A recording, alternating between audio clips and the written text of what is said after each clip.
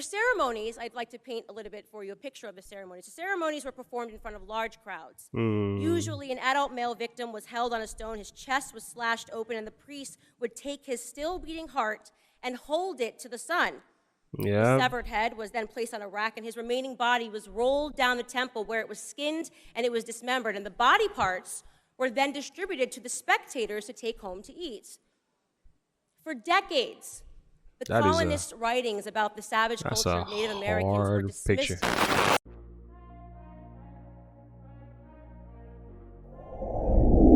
Hello friends, welcome once again to Look and Live. My name is Pastor James Devalon. Today we have Candace Owens. Yeah, Owen. This was recommended in my comment below. You guys said, man, hey, check out Candace Owens. I've heard this request made more than once, so therefore we have a winner. We are going to check out Candace Owens today. Discussion that she had here on Candace Owens Speaks at the 20 CPAC full video. Okay, we're gonna do that right now after this quick commercial break.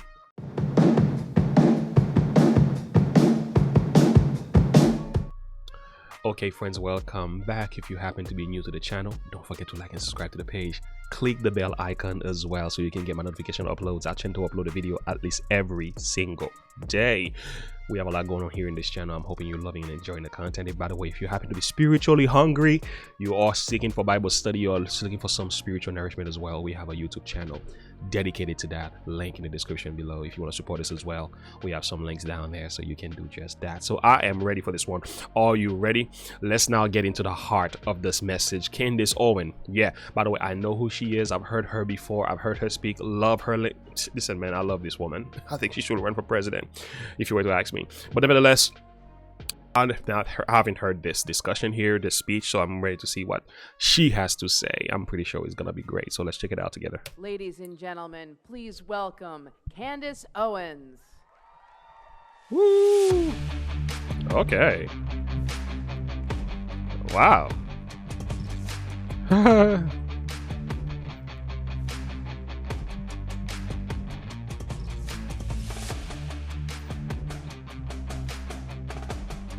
Wow. Hello. Can you guys hear me all the way in the back? Yes. You gotta raise those mic up. You're too tall. I love you guys too. All right, I'm gonna get right into this. So I said to my husband the other day that it's become apparent to me over these last few years that the left has no idea that the world did not begin in 1776. 3 years of traveling the country and facing off with hysterical liberals, and that is my scientific conclusion, that they haven't the slightest idea that anything exists or that anything ever existed outside of the United States of America. And let me give you a recent example.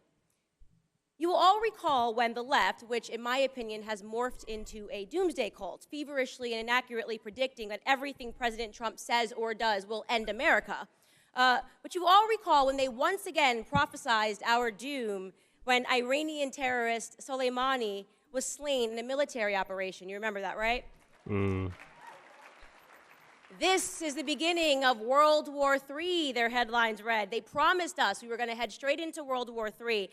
It was a remarkable day because it was the day that we watched Democrats and liberals, the ones who have been shrieking about sexism, misogyny, and the need for more feminism, turn into passionate defenders of the state of Iran, the country whose constitution quite literally states that a woman's life is worth half that of a man's, a country where women are punished by law for up to 10 years in prison if they are caught not wearing a veil, suddenly became the apple of the left's eye. Of course, the war never happened, but in the midst of their delirium, a tweet went out from resident anti-American Colin Kaepernick. And the tweet read, exactly, and I quote, "There is nothing new about American attacks against black and brown people for the expansion of American imperialism. America has always sanctioned and besieged black and brown bodies. American militarism is the weapon wielded by American imperialists to enforce its policing and plundering of the non-white world," end quote. Wow. Are you serious? I've heard about Colin Kaepernick is somewhat looking to come back to the football club. the NFL. I guess after a while, having capitalized on his move to protest against the NFL, standing against supposedly black, whatever it is you want to say, racism. But it seems like it's gotten tired of that now. He's trying to come back to the NFL. Anyway, I just don't understand some of these guys, how they use their platforms in political position, in position that they are. Rather than to do better for the community, they will use their platform to voice their opinion, not in a very positive way, but create even more chaos in the nation. I don't understand why they do that either. Anyway. Fascinating. A rant about black and brown bodies being imperialized, a word that I must assume Colin either doesn't know the definition or the history of, used in defense of Iran. And so, of course, you know me on Twitter. I felt it necessary. Troubler. Necessary. Of course, you're going to say something. To mention to Colin, gently, of course, you know me, I'm very nice on Twitter. To mention to Colin that that particular country of brown and black bodies used to be known as Persia. And rather unfortunately for his implied thesis regarding their perpetual victimhood at the hands of white people, Persia used to be an empire, quite literally an imperial dynasty for 200 years, almost as long as America has been alive. It was once the most powerful state in the world, imperializing regions from Egypt to India, regions of, you guessed it, black and brown people. And while I have to say that I was not shocked to learn that Colin Kaepernick has evidently never picked up a historical textbook, I will say that I was shocked that he hadn't at the very least seen the movie 300. A little movie where the black and brown bodies are looking to imperialize the white bodies in Greece. Maybe he thought it was all made up and fiction. Or maybe Colin Kaepernick isn't earning millions to tell the truth. Maybe he's being paid millions to convince black and brown bodies that they are oppressed, to keep them angry and confused and uneducated, which could explain why on Thanksgiving Day of last year, Colin tweeted, I quote, "The U.S. government has stolen over 1.5 billion acres of land from indigenous people. Thank you to my indigenous family. I am with you now and always," end quote. I think a lot of people have failed to do their historical backing when they make certain statement as well. I do agree with what she's talking about here, because when we're talking about racism, oftentimes we look at it in America, it's always been a black, white dominating the blacks kind of things. But racism has actually existed in almost every generation, in every culture. Although I am not justifying what had happened in our past. It is atrocious. It should have never been.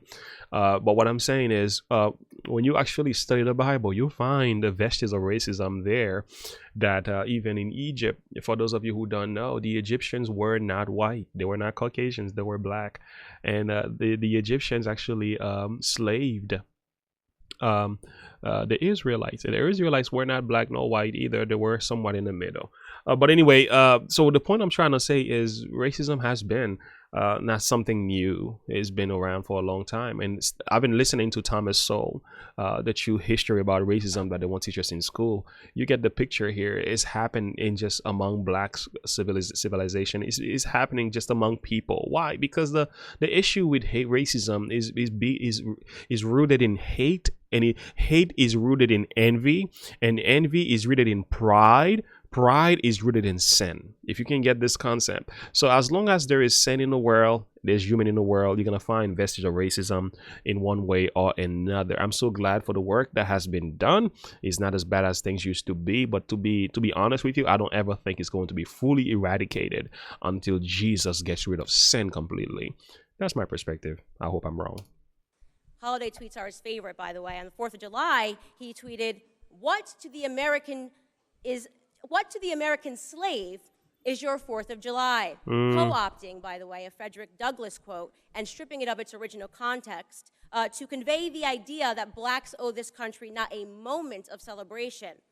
I'm talking about Colin because the picture that he is painting is clear, and I'm using him as an example because it is so in line with the overall opinion that we are seeing come from the left today. an opinion that America is a horribly racist country whose guilt cannot be untethered from her period of slavery, which is interesting because if slavery is an everlasting sin from white men, why was Collins so clearly able to forgive that sin from American indigenous people, his quote-unquote family?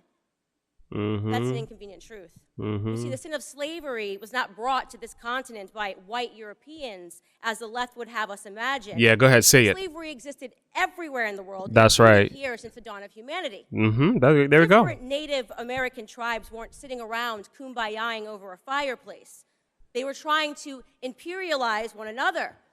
They would enslave their war captives into labor. They would sometimes sell their own children. They tortured others as a part of their religious rites. And depending on which tribe you were in, cannibalism was even the commonplace. Yeah. Whoa. Oh, did cannibalism get lost in Collins' flowery depiction of indigenous people? Yes, before the Europeans ever landed in the Americas, Native Americans routinely cannibalized one another. Most notorious among them, perhaps, was the Aztecs. When the Spanish colonists arrived in Mexico City, they were greeted by piles of over 100,000 skulls belonging to humans that had been sacrificed to the gods. That's actually true. There's actually even a movie, although the historical backing of that movie is not fully correct, but some of the things in there were true as well.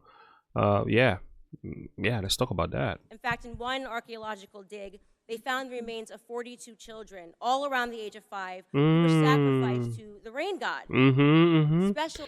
That's nothing new. That's been going on. Even when you go back into the biblical time also, when you go back to the land of Ur, where Abraham came from, God actually asked him to sacrifice his son Isaac. It was because he was in line with the practice of his day, although he knew that the God of the Bible doesn't do human sacrifice, but it was a test. But the point is, it was happening. So we're going all the way to Genesis 22. This was the norm. So when you go back to Exodus and Chronicles, you find something about the god Molech, which was the god who needed blood sacrifice as well. It is so it's not an old thing. It's happening among Hollywood. A lot of what you hear with children slavery and sex slavery and everything, it has something to do with children sacrifices. This is not something far-fetched. People think this is a far-fetched discussion, it's conspiracy theory. No, but it's biblical. It's been going on for a long time, and it's horrible. Days required more sacrifice, by the way. On the inauguration of Aztec's Temple Major, they sacrificed between 20,000 and 60,000 human beings in a single day.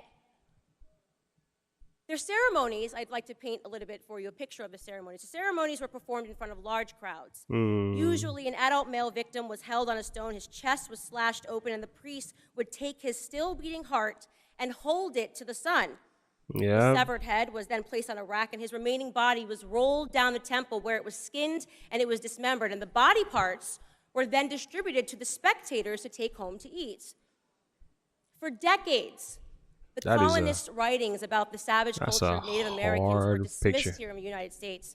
The politically correct argument was that white European men needed to wrongly portray the indigenous people to justify their own genocidal pursuits. Liberals in the United States even went so far as to claim that the Native Americans themselves had lied, or rather, more politically correct, had been misunderstood in their own recorded sacred texts regarding their cannibalistic practices, until science happened and anthropology in the year 2000. An anthropologist came and was hesitant to report his findings from Colorado, which he characterized as definitive evidence for sporadic cannibalism in the Southwest of America. Even the lying, leaking New York Times had to acknowledge the truth in an article that they then published entitled, New Data Suggests Cannibalism by Ancient Indians. Now, I want to be clear here that my purpose in sharing all of that is not to issue some sweeping condemnation of Native American Indians, nor is it to offer up a vindication for the murderous actions of the early colonists. My purpose here is to simply tell the truth. The truth about the history of all men of days past. There we go. Well done. Well done. I love that. The truth about the history of all men of days past. A history that is complex, ugly, brutish, immoral, and leaves no man, regardless of his skin complexion, guiltless. But the left wants us to believe otherwise. To them, imperialism, cannibalism, murder, slavery, all of these undeniably sinful acts are forgiven in a historical context so long as they were not committed by white men. So they can forget the murderous Persian Empire. They can forget the cannibalism of indigenous tribes. They can forget the heinous actions of imperialistic Egyptian Empire, the Turkish Empire, the Muslim Abbasid and Rashidun Caliphate empires, the Chinese Qing and Ming empires, the Mongol Empire, the Ottoman Empire, the Japanese Empire. We can forget the fact that the overwhelming majority of the world's empire were not run by white men. You see, this is why you need a good biblical, not just biblical, historical understanding of these things. Because if you don't, you're gonna make shipwreck of things. You're gonna centralize your perspective on just what is going on right now, on a little bit of knowledge that you have. But you need to broaden your understanding of history and study the past carefully so that you can understand. While she's saying here, we're not justifying what we've done here as far as slavery is concerned, and as far as the indigenous people doing the things that we did, we're not justifying it. But what we're saying is you got to understand this has been done in the past by all men. So yeah, we need to have a balanced perspective on these things. They also, by the way, choose to forget the fact that the first to abolish the practice of slavery was Great Britain.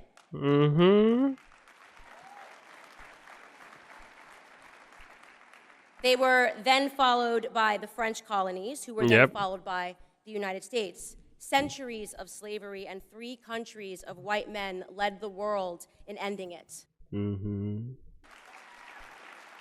No. Don't clap. You're supposed to forget it. You're supposed to forget it because leftist indoctrination teaches us today that it only really mattered. Slavery only really mattered when they did it. The white man's history needs to never, ever be forgotten. But what if we're not talking about history? Good point. What if we're talking about present? What if we're talking about today? People like Colin Kaepernick hate America right now, and that hatred is rooted in some intangible concept of the present sin of our country's mere existence.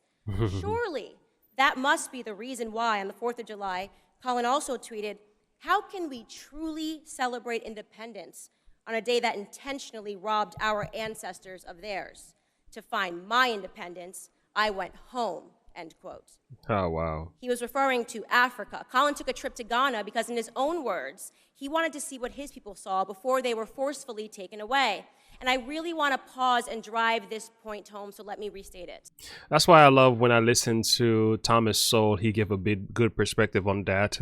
Many of the blacks that came to the Americas to be sold as slaves were first captured by other slave owners in their own regions who were black, who actually sold them over. So he's like, it's just wrong all across the board. We kind of have to have a balanced perspective about this. And I think she's doing an amazing historical research and exposition here that is just undeniably true. In lieu of celebrating his independence in America, Colin got on a plane and went to Africa, a continent upon which he found better grounds for celebration, which is interesting. It's interesting because currently, today in Africa, there are close to 700,000 slaves, and this is going to shock the heck out of the too woke to see what's in front of them crowd, but they are not being enslaved by white people. They are being enslaved by other Africans. Child soldiers, human trafficking, forced labor, all exist within the same sub-Saharan region that the transatlantic slave trade took place. African bodies are being sold, say like they were being sold then, and they are not being purchased by any country of predominantly white men. It's a wonder that Colin never mentioned that in Ghana today, his beloved country of emotional reprieve from the horror of America. 20,000 children live in slavery to support the fishing industry along Lake Volta. In fact, it was leftist network CNN that covered the story last year when a boy was rescued from slavery and had explained to them that while in captivity, he was made to work tirelessly, and that if the famished children were caught trying to eat the fish, They were beaten so senselessly that they wished that they had never been born. Wow. Why didn't Colin mention any of this? Why haven't any of the alleged courageous leaders on Black issues of oppression mentioned any of this? I know, because they aren't leaders at all. They're all extortionists. Whoa, whoa, whoa. She is tearing it down. Colin extorted Black America to earn millions. Colin extorted Native Americans to maintain his image, and Colin extorted Ghana for a photo op so he could continue to earn those millions. But Colin wasn't the first, he isn't the only, and he certainly won't be the last. So, to Al Sharpton, Jesse Jackson, to Nisi Coates, to CNN, to the New York Times, to MSNBC and their anchors, to every single one of you race hustlers who have extorted Black pain to line your own pockets, who have blindfolded the Black youth against seeing the opportunities that lay beneath their feet here in America, the land of the free, in the home of the brave. I say this to you. There will be a Blexit, a Black exit. Yes. Okay, girl. I love it. Yeah. That makes a lot of sense to me. Powerful. Powerful content. I love the history. You have seen how a man was made a slave. That sentence is the first half of a Frederick Douglass quote. I like it because it rings true now. I have seen how a man was made a slave. I have seen how Black Americans have been enslaved to the debate of race, how liberals, how leftists, how Democrats continue to enchain us to this inconsequential debate while robbing us blindly of our family, our faith, and our future through their abhorrent policies. You have seen how a man was made a slave. Then he continues the quotation. And now you shall see how a slave was made a man. To the veterans. And so I say to the veterans of this Black ideological civil war, those of us that have survived the constant onslaught and the media thrashings and fight daily to awaken our brothers and sisters, to the patriots who have fought beside us, cheered us on, to my supporters, those of you that have seen me to this point, from just a girl on YouTube with a different idea to the very soon to be published author of the aptly entitled book, Blackout, How Black America Will Make Its Second Escape from the Democrat Plantations. Yo, she's trouble. Watch it. I love this lady. To all of you in this room, I want to say from the bottom of my heart, thank you for experiencing this journey with me, but most importantly, for seeing how this former slave to poisonous liberal ideology was made a woman, was made a patriot, was made an American. May God bless you all. Yes. Woo. Powerful stuff, man. Ooh. Wow. What a content, what a speech, what a historical narrative. I kind of wish more of this was discussed with us as a community. Wow. I love it. This is powerful. This is powerful. I want to say very much thank you for sharing this with me. Candace Owens is on point, man. She is very balanced. The historical narrative behind that, the backing of that is so strong. It's hard to argue against the facts. I don't know, Colin Carpenate and many sympathizers or others who hold such views need to do a little bit digging, a little bit more research before commenting on things that they don't fully understand. That's why I would rather not say anything than to say the wrong thing. I speak about the things that I know, and the things that I do not know, I keep my mouth shut. I appreciate this. This is actually very, very good, and I think the Black community they all need to hear this speech, because this is going to set a lot of people free mentally as well. Not particularly for political purpose, although I do understand where she's coming from, escaping the Democratic Party and everything, and the false narrative about racism and misunderstanding and things like that. We just need to escape this mentality for our own selves, for personal reasons as well, because if you can escape the mentality that America is not really the problem. Yes, there's all problems. There were problems in this country, and there still are some, and I'm pretty sure there are always going to be problems here as long as sin exists. But the truth is, there are opportunities here to make it, and I think this will set our youth free. It will set us free. It will change our culture. You know, the black culture needs to be changed, you know, particularly when it comes to family. And I think the family of the black community is dying, and the devil is just smiling along, seeing black community destroying each other, because it has a lot to do with, you know, ignorance, and part of it is because the false history that we've had. An unbalanced perspective of history has been part of the reason as well. So I think she's done an amazing job here balancing the perspective and showing some real good historical research. That I love history a lot. Yeah, man, this is nothing new. We should all know, and I think this is great. And having listened to Thomas Sowell and reading his book, Black, White, I don't know, he said it, Black Rednecks and White Liberals. Very good book, and that's been putting a good, teaching me a good perspective on these things as well, which I really enjoy. So, what does the scripture says? I just want to end right here with this verse. It says, the things that has been, Ecclesiastes 1 verse 9, it is that which shall be, that which is done, it is that which shall be done. There is what? No new things under the sun. So according to scripture, what's going to happen to history? History always repeats itself. Whatever has happened will happen again. Whatever has been done will be done again. There is nothing new on earth. I love it. I love it, and I love it.